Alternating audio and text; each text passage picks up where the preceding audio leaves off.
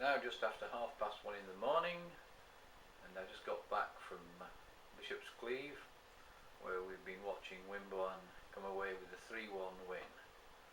Manager Steve Cuss started with 3 strikers, as he has done various times in the past, and it paid off fairly early.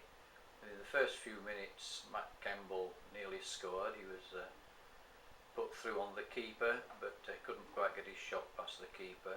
But after 8 minutes, Steve Smith gave Wimborne the lead. It was a beautiful ball over the top, I think from Mickey Hubbard. Smithy latched onto it, controlled it, and from the edge of the 6-yard box just slotted it past the keeper. And Wimborne created several other chances. J.B. Davidson and Matt Campbell made themselves chances, but couldn't quite put them away. And Wimborne were looking quite good, but the game itself wasn't particularly good from a football point of view. There was a very strong wind blowing, which tended to spoil things a bit.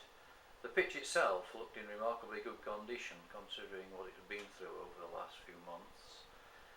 But the ball didn't touch it very often.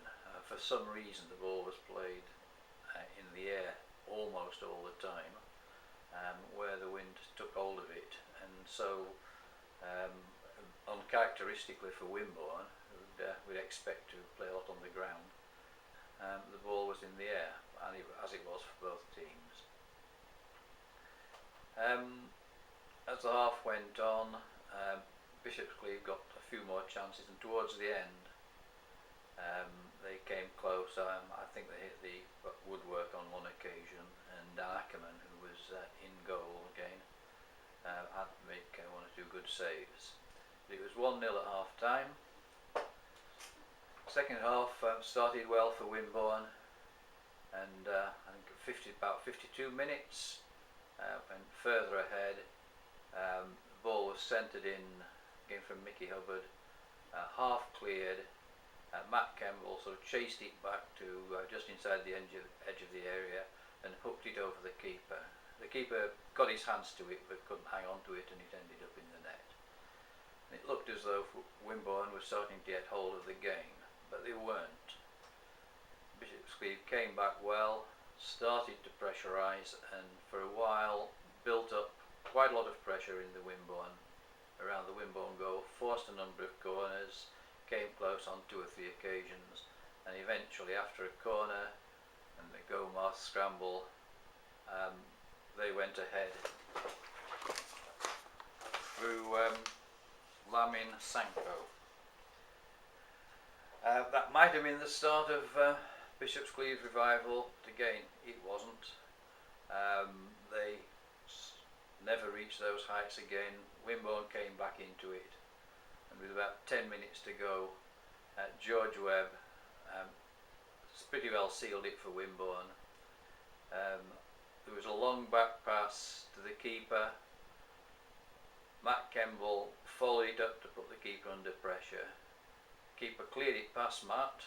For once the ball went all the way along the ground, but straight to Webby, who came forward with the ball, brought it into the area, shrugged off a defender, and neatly put it past the keeper. And that was pretty much that. The game looked all over for Bishop's Cleeve then. They never really looked like coming back into it. And Wimborne could have gone ahead and put another goal in even. But it ended 3-1. Not a spectacular game to watch, but 3 points nonetheless. On Saturday, we've got probably our longest trip, so if you fancy a trip to the valleys, we're playing Merthyr Tydfil. Should be quite a game.